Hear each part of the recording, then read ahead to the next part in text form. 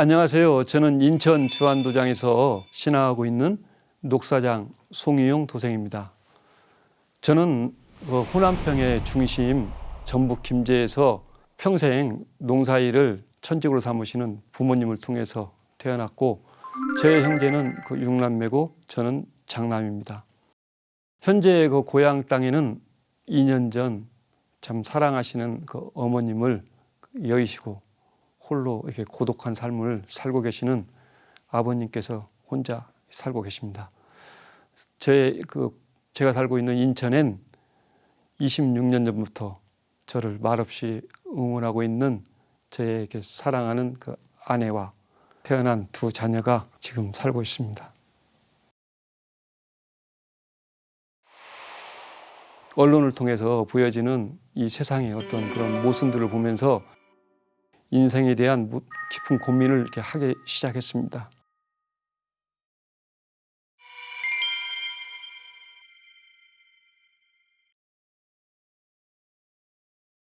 저의 어린 시절, 군대에 가기 전까지의 어떤 삶은 한마디로 자유로운 삶이었다고 볼 수 있습니다.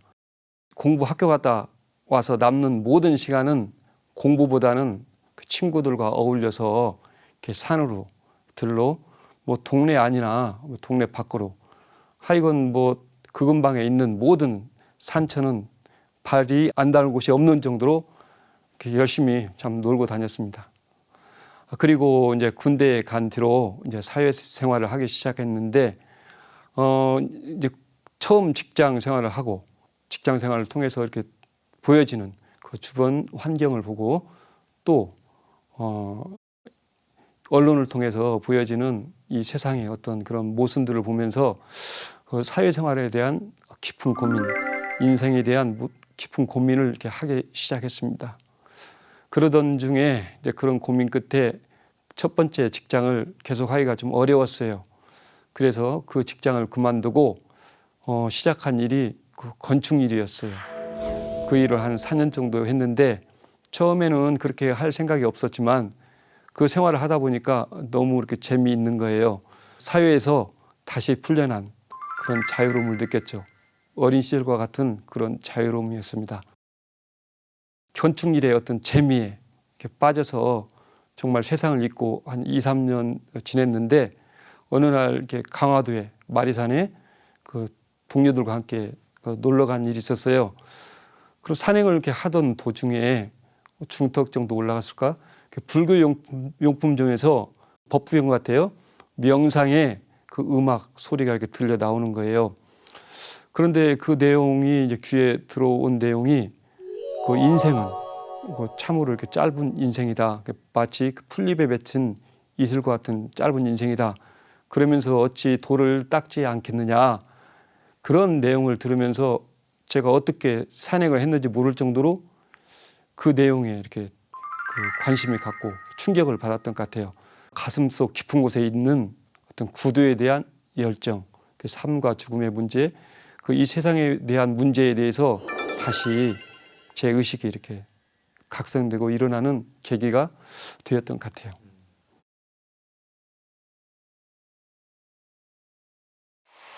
단도 있었고, 그리고 정감록, 주역 같은 것도 많이 받고 기대감을 가지고 봤는데, 그 문제를 이렇게 풀 수 있는 해답을 찾지 못했어요.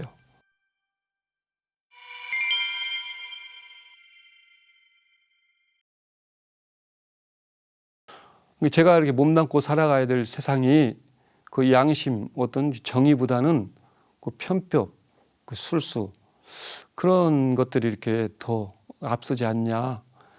좀 답답했죠. 이런 세상에서 어차피 살 세상이라면 이 세상이 왜 그렇게 흘러가는지 그걸 알고 싶었어요.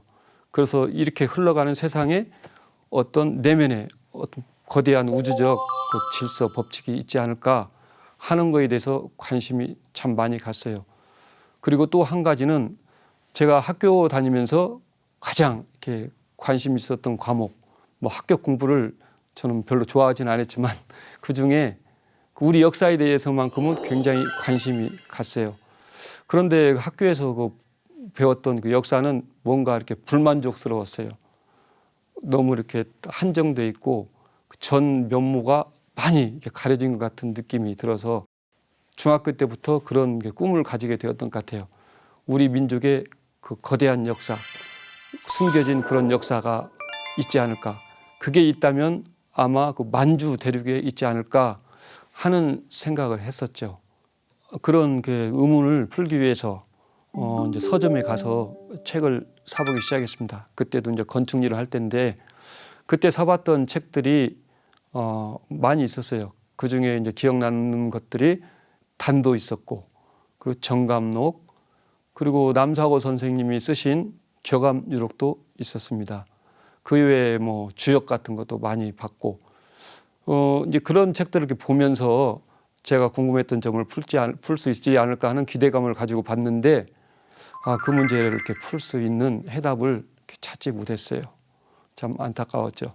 그러던 이제 중에 제가 이제 건축 일을 이제 그만두게 된 계기가 있었어요. 그 친척 동생이 몇 차례 저한테 찾아와서 형님 같이 한번 사업을 해보자, 일을 해보자, 그만 이런 일 그만두고 뭐 그런 얘기였죠. 미래에 대한 어떤 꿈을 이렇게 부풀리는 뭐 그런 얘기였죠. 그래서 제가 물어봤죠. 그 무슨 일이냐? 몇 차례 물어봤는데 절대 대답을 안 하는 거예요. 그래서 뭐 더 이상 물어볼 수도 없고 그래서 최후로 제가 한마디 했죠. 그러면 그 일이 도둑질이냐? 그랬더니 도둑질은 아니라는 거예요. 그 도둑질이 아니면 한번 해보겠다 하고 건축 일을 그만두게 됐는데 알고 보니 그게 정말 소위 예전에 세상을 떠들썩하게 했던 그 다단계라는 거였어요. 그 일을 접하면서 너무 이렇게 괴로운 거예요. 이거 뭐 양심상 도대체 할 수 없는 일이기 때문에 조금 얼마 안 돼서 이제 그 일을 결심을 하고 완전히 그만두겠다고 결심을 한 날이 바로 제가 증산도를 만난 날인데 그 4월 5일 그 화창한 게 봄날이었어요. 그런데 그런 결심을 하는 순간에 갑자기 하늘이 색깔이 이렇게 변하는 거예요. 아무런 느낌이 없는 정말 이렇게 백지 같은 하늘로 변하는 거예요. 아마 제 마음 상태가 그래서 그렇게 보여지지 않았느냐 그런 생각이 들어요. 그래서 이게 답답한 마음을 풀 길이 없으니까 그냥 정처 없이 차를 타고 떠나다가 결국 도착한 곳이 바로 월미도였습니다. 그 속에서 한민족과 증산도를 만나서 증산도와의 인연이 시작되게 된 거죠.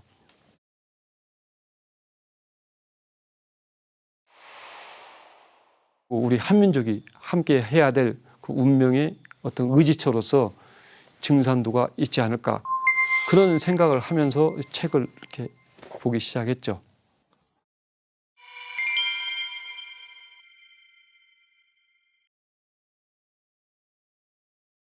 처음에 책을 받았을 때는 별로 느낌이 없었어요. 그런데 이제 그 차를 타고 제가 그때 서울서 살았는데 서울로 돌아오는 버스를 타고 책을 비로소 이렇게 펼쳐봤어요.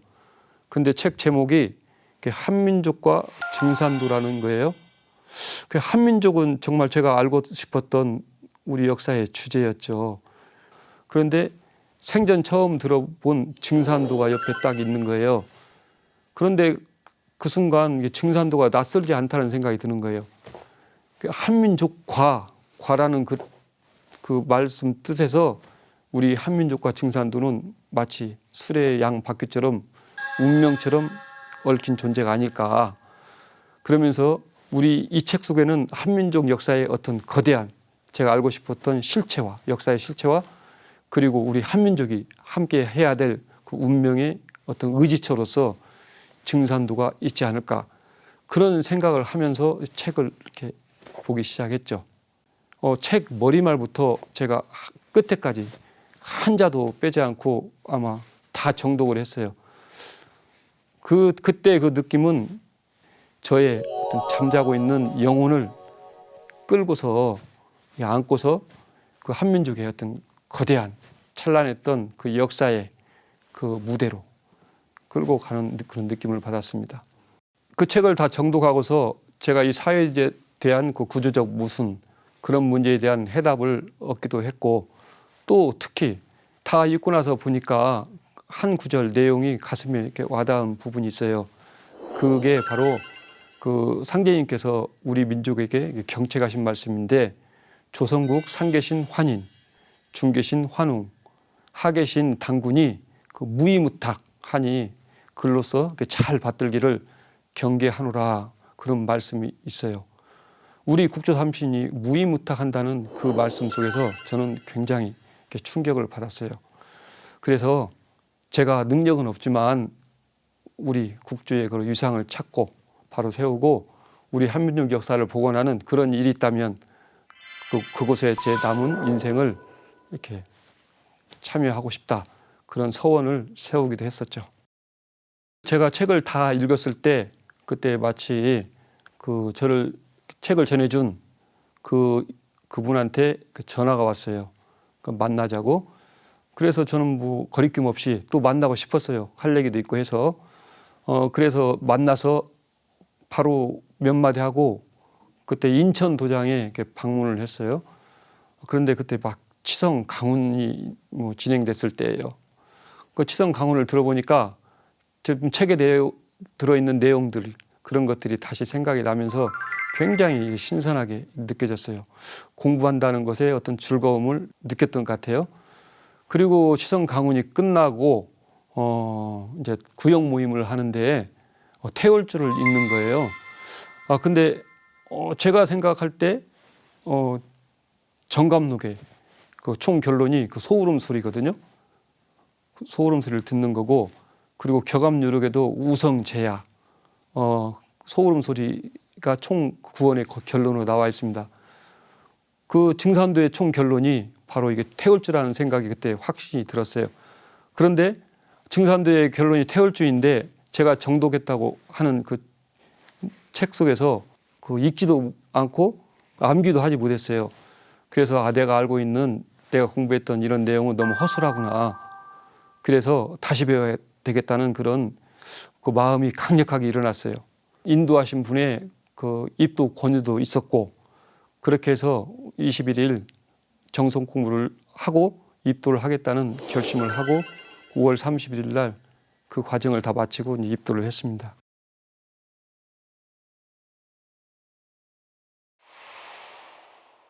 갑자기 코 속에서 무슨 땅땅거리는 소리가 들리는 거예요. 그 뭐 얼음이 깨지는 것 같은 그런 소리가 들리는 거예요.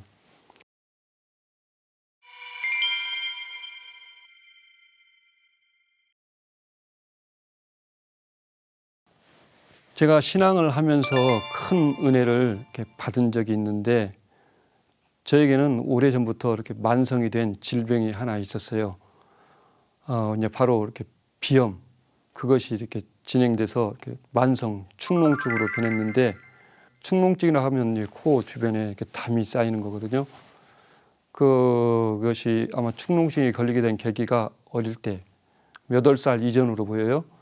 소 달구지에서 놀고 있다가 갑자기 공중에 붕 뜨면서 이렇게 코뼈가 이렇게 부러지는 그런 사고가 있었어요.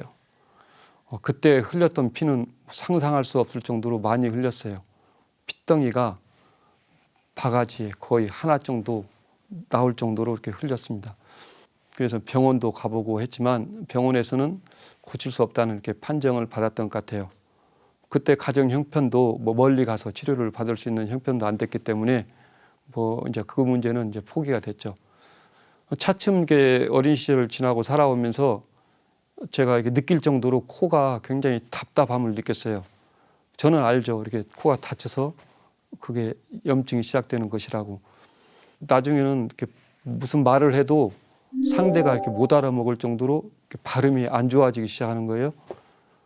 코가 이렇게 멍멍거리고. 그러니까 남 앞에서 얘기하는 것이 좀 싫었어요. 남 앞에서 이렇게 서지 않는 그런 고질병이 생기기 시작했던 게 아마 축농증이었던 것 같아요. 머리도 이렇게 답답해지는 것 같고, 뭐 그래서 뭐 세상에 대해서 이렇게 좀 방황하게 된 계기가 되었던 것 같아요. 그런데 이제 태월주 뭐 이제 도공 수행을 2년 전부터 좀 열심히 이제 하게 됐어요. 그런데 갑자기 이 코 속에서 무슨 땅땅거리는 소리가 들리는 거예요. 뭐 얼음이 깨지는 것 같은 그런 소리가 들리는 거예요. 소리뿐만이 아니고 담이 이렇게 빠져나오기 시작하는 거예요. 마치 얼음이 깨지면서 이렇게 흘러나오는 그 담은 굉장히 날카롭고 차가웠어요. 어떨 때는 피가 날 정도였으니까요. 저는 이제 확신이 들었죠. 아, 이게 축농증이 이제 풀리기 시작하는구나. 그래서 좀 더 강력하게 도공을 하기 시작했어요. 그랬더니 그 담이 이제 주체할 수 없을 정도로 빠져나오기 시작하는 거예요. 코뿐만이 아니고 코로부터 이렇게 번제 같은 얼굴 전체 그 담들이 빠지고 더불어 이렇게 이제 호흡이 잘 되니까 그 호흡을 따라서 이렇게 뱃속까지 이렇게 담이 나오기 시작했어요. 그러니까 얼굴서부터 그 뱃속까지 담들이 엄청 많이 빠져나왔죠. 그 빠지면 빠질수록 몸은 이렇게 시원해지고 건강해지고 마음도 이렇게 밝아지고 사는 것도 즐겁고 이제 매사에 또 자신감도 생기고 그럼 제 자신을 한 40년, 50년 가까이 이렇게 눌러왔던 그런 묵은 어둠으로부터 이렇게 벗어나는 해방감은 너무 좋습니다. 저는 이런 치유 사례를 통해서 그 태울주 도공의 그런 소중함, 태울주를 내려주신 전지희롤 사체 하나님께 정말 무한한 감사를 드리고 있습니다. 그리고 얘기를 하니까 너무 잘 듣는 거예요. 그 순간에 제 마음속에 어떤 확신이 드는 거예요. 아, 이 사람은 신앙을 한다. 반드시 한다.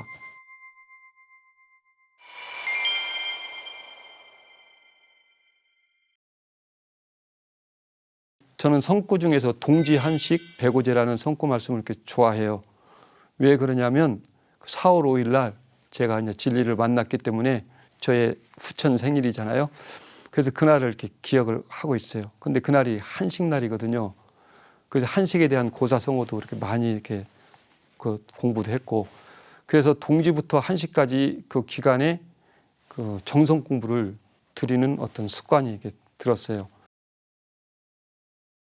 제가 이제 포교를 하면서 잊을 수 없는 하나의 포교 사례가 있는데, 저는 4월 5일 날 진리를 만나서 20일을 정성 공부를 통해서 입도를 하게 됐죠. 5월 31일까지 한 55일 정도 과정을 거쳐서 입도를 했는데요. 지금 공유하고자 하는 그 포교도 똑같은 것이 이렇게 반복된 거예요. 마치 저의 그 옛날이 현실에서 다시 이루어지는 것처럼 4월 5일 날 진리를 전해주고 바로 21일 수행을 해서 5월 30일 날 같은 날 입도를 한 사례입니다. 제가 이제 그 도제를 만나던 그때 이런 결심을 했어요. 이번 105일은 포교를 한번 해보자.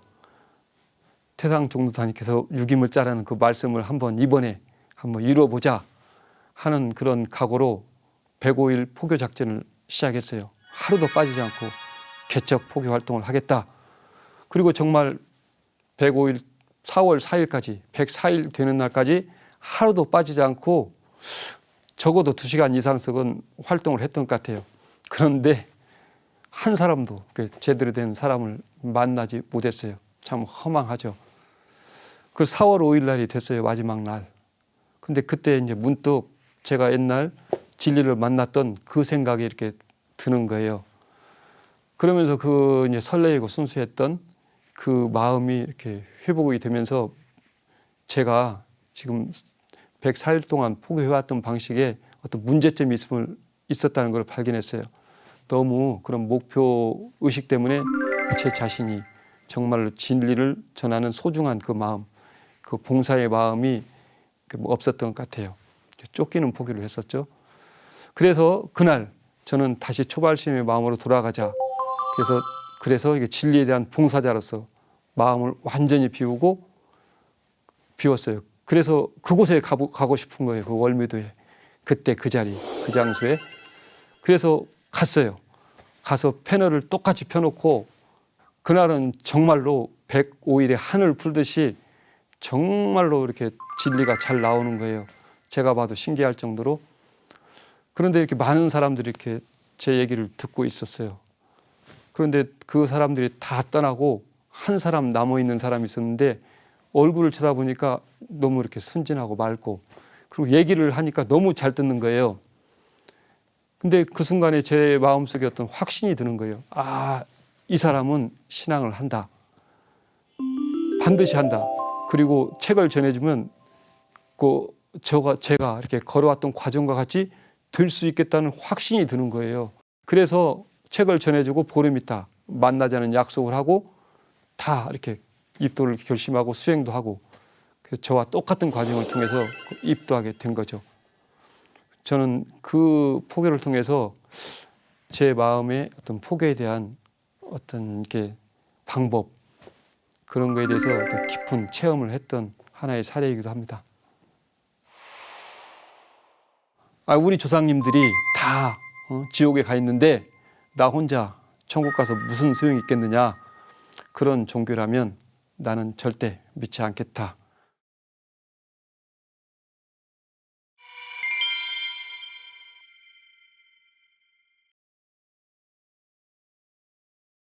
저는 도전을 읽으면서 제일 기억에 남는 성구 말씀이 하나 있습니다. 도전 6편 60장에 있는 인류 구원의 그 남조선 사람이라는 건데 제가 한번 읽어보도록 하겠습니다.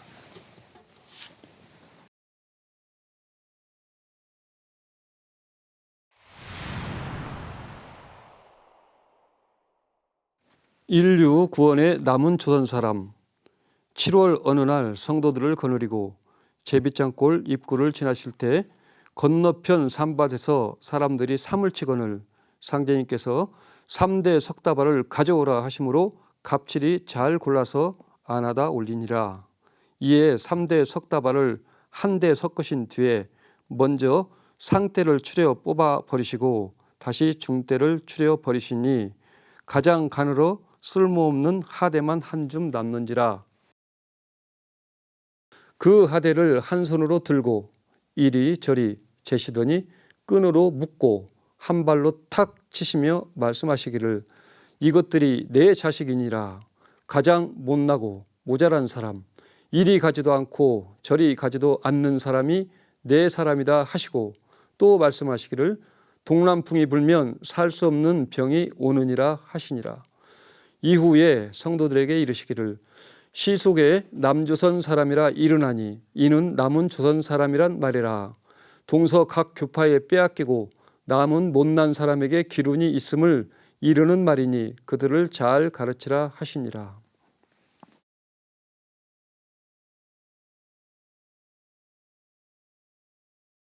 저는 어려서부터 이 세상을 보면서 이 세상에 이렇게 수많은 것들, 정치, 종교, 사회 그 모든 것들을 보면서 제가 몸담고 의지할 만한 곳을 이렇게 찾지 못했어요.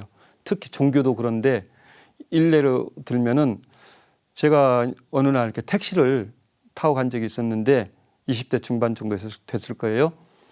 그 택시 기사가 저한테 갑자기 예수를 믿으라는 거예요. 그래서 저는 왜 예수를 믿어야 되는데요? 그랬더니 예수를 믿으면 천국에 가고 예수를 믿지 않으면 지옥에 간다는 거예요. 그래서 그러면 예수가 우리나라에 언제 들어왔습니까? 하고 물으니까 한 100여 년 됐다고 그럽니다. 그 순간 저는 우리 역사를 생각해 봤어요. 우리 역사는 수천 년 됐는데 그러면 그 수천 년 된 역사 속에서 100년 전에 태어났던 우리 역사의 그 조상님들은 그러면 어떻게 됩니까? 그랬더니 예수를 믿지 않아서 그 지옥을 간다는 거예요. 우리 조상님들이 다 지옥에 가 있는데 나 혼자 천국 가서 무슨 소용이 있겠느냐. 그런 종교라면 나는 절대 믿지 않겠다. 그런 얘기를 하면서 아마 그때 종교에 대한 어떤 일말에 안식하고 싶은 그런 생각들이 다 이렇게 없어지게 된 그런 계기가 된 것 같아요. 저는 그런 의미에서 남조선 사람이죠. 제가 그런 저를 의지하고 제 모든 것을 인생을 걸 수 있는 그곳을 만났는데 그곳이 바로 증산도입니다. 증산도는 남은 조선 사람들이 모여 있는 남조선 배라고도 할 수 있죠. 그 남조선 배에 그 진주이신 그 종도사님 모시고 우리 한민족의 그리고 전 인류의 꿈과 희망을 이루는 것이 바로 남조선 그 배고 그 남조선 배에 승선한 남조선 배지를 하는 그런 선원들이 그 꿈을 이루는 일꾼이라고 봅니다. 그래서 저는 남조선 배에 그 노를 하나 이제 받게 된 거라고 볼 수 있죠. 참으로 이렇게 보잘것없는 볼품없는 인생을 살았지만 저에게는 인류 구원이라는 남조선 배에 그런 거대한 천명을 받고 있는 일꾼으로 이렇게 변하게 되었습니다.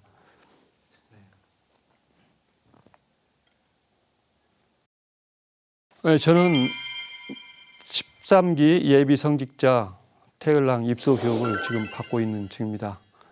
제가 이 교육을 올 때는 완전히 한번 새롭게 시작해보자. 지난날의 모든 것을 뒤로하고 새로운 신앙을 해보자 하는 각오를 했어요. 저는 참 남은 못난 사람인데 저를 지금까지 길러주신 천지일월 사체 하나님, 그 조상님의 음덕에 대해서 전혀 보온을 하지 못하는 참 나태한 그 묵은 신앙을 해왔던 것 같아요. 그래서 이번 교육을 통해서 그 낡은 신앙의 그 묵은 의식의 탈을 완전히 벗어던지고 그 새 출발을 하고 싶어서 지금 교육에 적극적으로 임하고 있습니다. 하루하루의 삶을 마치 그 지금은 선우천이 이렇게 바뀌는 개벽의 강에 살고 있다고 봅니다. 제가 해야 될 일은 이 개벽의 강에서 제가 받은 노 한 자루를 힘차게 저어가는 그 상생의 노지를 해야 된다고 봅니다. 사람을 살려내는 구원의 그 상생의 노지를 열심히 하는 것이 저의 임무라고 봅니다. 끝으로 태상 종도사님께서 말씀하신 그 심혈이 경주하는 빨간 신앙을 하라, 그런 말씀을 이렇게 뼈에 새기면서 저의 신앙 이야기를 마치도록 하겠습니다. 보은